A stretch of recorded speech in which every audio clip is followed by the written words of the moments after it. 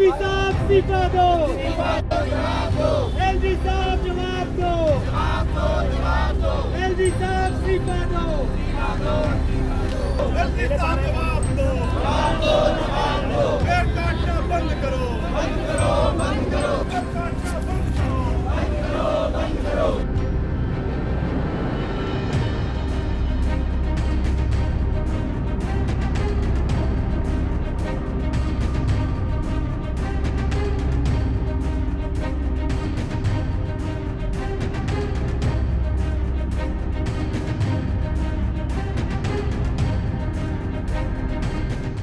देखिए, पिछले 2 महीने में देश की सबसे बड़ी अदालत सुप्रीम कोर्ट बार बार पूछ रही थी कि डीडीए ने किसके आदेश पे गैर कानूनी ढंग से 1100 पेड़ काटे।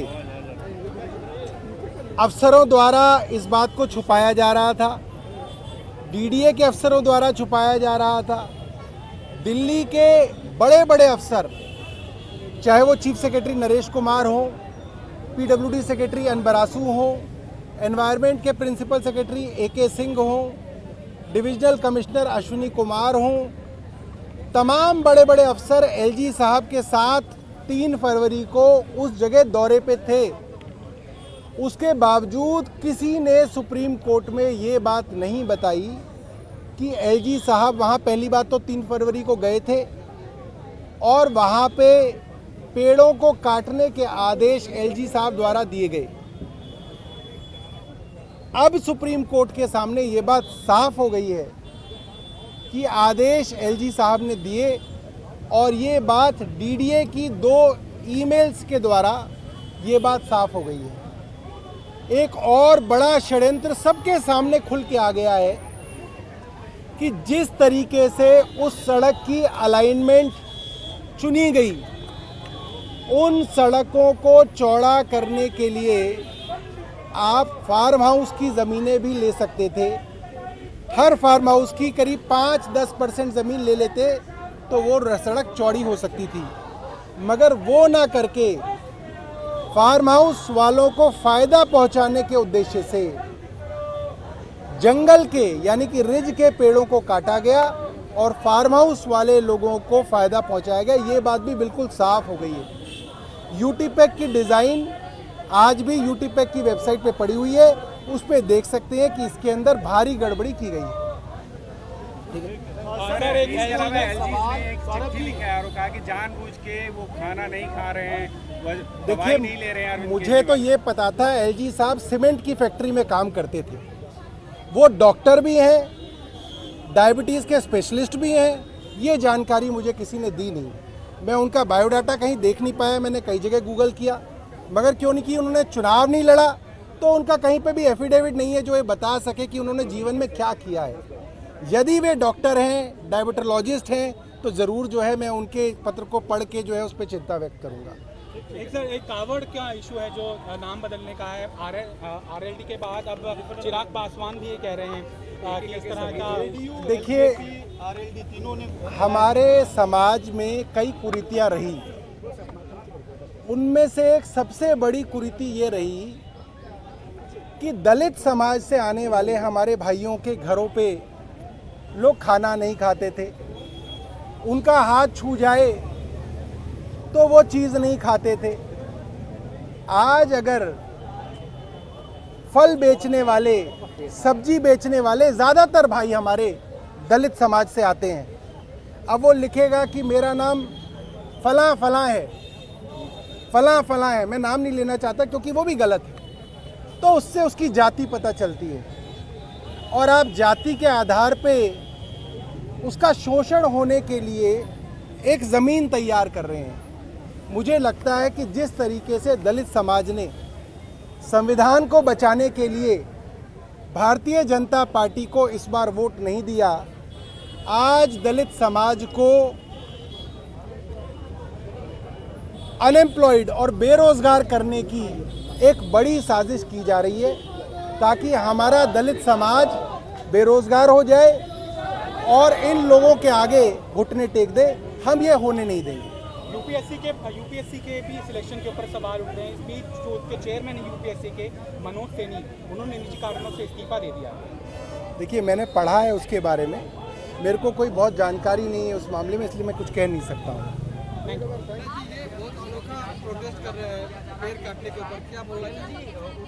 देखिए, पूरे देश में जब भी पेड़ों को काटा गया है, पर्यावरण के ऊपर ऐसी मार हुई है, तो लोगों ने ह्यूमन चेन बना के और पेड़ों से चिपक के पेड़ों को बचाने की कोशिश की है।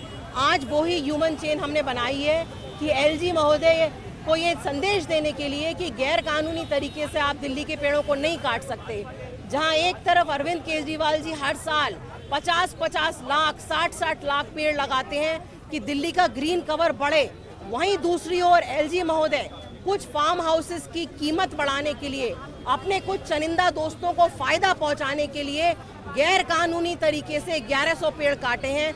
दिल्ली के पेड़ जो होते हैं दिल्ली के फेफड़ों की तरह काम करते हैं, और आज हम ह्यूमन चेन बना के ये संदेश दे रहे हैं कि वो कुछ भी करना चाहें, आम आदमी पार्टी के एक एक कार्यकर्ता दिल्ली के पर्यावरण की रक्षा करने के लिए खड़ा है।